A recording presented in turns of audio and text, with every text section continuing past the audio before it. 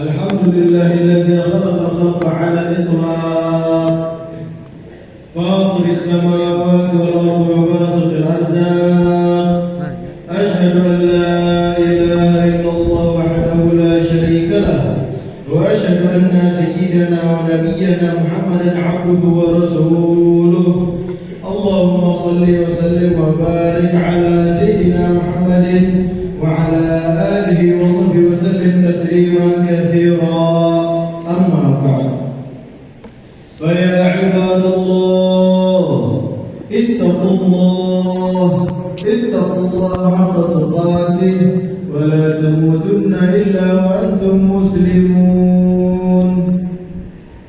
Kaum muslimin jamaah Jumat yang disayangi Allah Subhanahu wa taala. Alhamdulillah, segala puji bagi Allah Subhanahu wa taala yang telah menjadikan kita semua hidup, dan yang perlu selalu kita ingat bahwa kita hidup di dunia ini tidaklah kekal. Suatu saat kita akan merasakan yang namanya kematian, dan kematian bukanlah akhir dari perjalanan kita. Nanti ada kehidupan yang kekal dan abadi, yaitu kehidupan di akhirat. Celakakah kita nanti atau beruntung? Semua tergantung amal-amal ibadah kita di dunia ini. Bagi orang-orang yang beramal baik, dia akan memperoleh kehidupan yang menyenangkan nanti di surganya Allah Subhanahu wa taala. Begitu pula sebaliknya, orang-orang berbuat buruk, orang-orang bermaksiat, orang-orang berbuat jahat akan menemukan hidupnya nanti sengsara di api neraka. Wal'iyadu billah. Kita sebagai orang muslim sudah mengerti apa tujuan kita dalam hidup ini, tapi karena banyaknya pengaruh dari kiri kita, dari kanan kita, menyebabkan kita lupa bahwa kita hidup di dunia ini untuk berbakti kepada Allah Subhanahu wa taala dan untuk berbakti kepada Rasulullah sallallahu alaihi wasallam. Rasulullah sallallahu alaihi wasallam sangat menyayangi umatnya.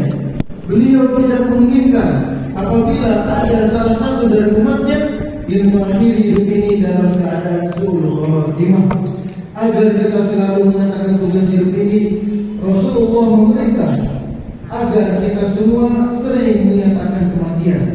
Rasulullah sallallahu alaihi wasallam bersabda, "Uzkuru hadhimal ladzat," yang artinya, ingatlah kamu akan kematian, kata baginda Nabi Muhammad sallallahu alaihi wasallam. Orang yang selalu ingat akan kematian, dia akan memperoleh rasa aman dari Allah Subhanahu wa taala. Dia akan semakin rajin dalam beribadah dan tidak akan rakus dalam mencari hal-hal duniawi. Kaum muslimin jamaah Jumat yang berbahagia, firman Allah Subhanahu wa taala dalam ayat suci Al-Qur'an, "A'udzu billahi minasyaitonir rajim. Kullu nafsin dha'iqatul maut."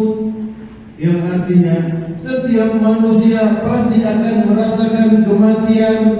Kemudian kapan kita akan merasakannya? Yang mengetahuinya hanya Allah Subhanahu wa taala. Boleh jadi nanti di rumah, boleh jadi besok, boleh jadi bulan depan, boleh jadi tahun depan. Akan tetapi kita mesti ingat dan mesti tahu bahwa malaikat Israel dalam hal ini tidak bisa diajak berdamai, tidak bisa diajak bernegosiasi. Sekali dia datang tidak akan diundurkan lagi. Dan alangkah menyesalnya orang mendapati giliran dekat, akan tetapi dia tidak memiliki bekal apa-apa. Dan alhamdulillah, kita di sini sekarang masih hidup, masih diberikan nafas oleh Allah Subhanahu wa taala. Masih ada kesempatan bagi kita untuk menebus semua kesalahan-kesalahan kita dan dosa-dosa kita dengan cara bertaubat kepada Allah Subhanahu wa taala. Mari kita gunakan sisa umur kita dengan perbuatan-perbuatan yang baik sebagai bekal untuk menghadap kepada Allah Subhanahu wa taala. Hadis Rasulullah sallallahu alaihi wasallam, "Ja'ani Jibril faqala ya Muhammad, 'ish ma syi'ta fa innaka mayyitun, wahbab ma syi'ta fa innaka mufariquhu, wa'mal ma syi'ta fa innaka majziyun bih." Yang artinya, telah datang kepadaku, kata baginda Nabi Muhammad sallallahu alaihi wasallam, kepadaku malaikat Jibril, maka dia berkata, wahai Muhammad, hiduplah sekehendakmu, maka sesungguhnya engkau akan merasakan kematian. Dan cintailah apa yang kau kehendaki, maka sesungguhnya engkau akan berpisah dengannya. Dan berbuatlah apa yang kau suka, maka sesungguhnya engkau akan dibalas dengan perbuatan tersebut. Dan dari hadis tersebut dapat kita ambil beberapa faedah. Yang pertama, bagaimanapun enaknya hidup kita di dunia ini, jangan sampai menyebabkan kita lupa diri. Kita semua ini calon jenazah, calon mayit. Yakinlah apa yang di sisi Allah Subhanahu wa taala, surga lebih bagus dunia ketimbang dunia dan segala isi-isinya. Begitu pula sebaliknya, bagaimanapun susahnya hidup kita di dunia ini, harus kita hadapi dengan sabar, tetap berpegang teguh kepada aturan-aturan agama Allah Subhanahu wa taala. Dan faedah yang kedua, kita tak dilarang untuk mencintai atau mencari hal-hal duniawi. Akan tetapi kita sebagai orang muslim disuruh agar cinta kita kepada Allah Subhanahu wa taala diletakkan yang paling atas, diletakkan yang paling utama. Karena hanya cinta Allah lah yang bisa menyertai kita di alam kubur dan alam akhirat. Dan faedah yang ketiga, apapun yang kita kerjakan sudah disiapkan oleh Allah Subhanahu wa taala pahala dan siksanya.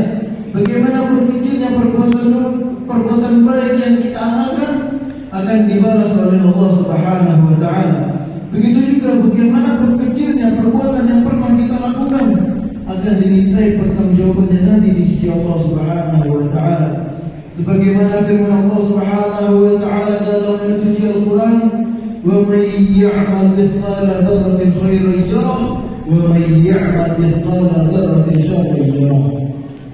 Kaum muslimin jemaah yang berbahagia, marilah kita siapkan bekal yang sebanyak-banyaknya untuk menghadapi kematian ini.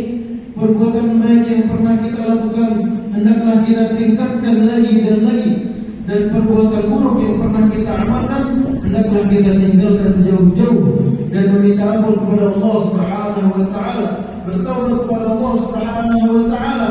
Dan dengan demikian kita akan memperoleh husnul khatimah indal maut. Dan semoga kita semua diberi oleh Allah Subhanahu wa taala kemudahan dalam menghadapi sakaratul maut ini. Amin amin ya rabbal alamin. A'udzu billahi minasyaitonir rajim. Ya ayyuhalladzina amanu tubu ilallahi tawbatan nasuha. Asa rabbukum an yukaffira 'ankum sayyi'atikum wa yudkhilkum jannatin tajri min tahtiha al-anhar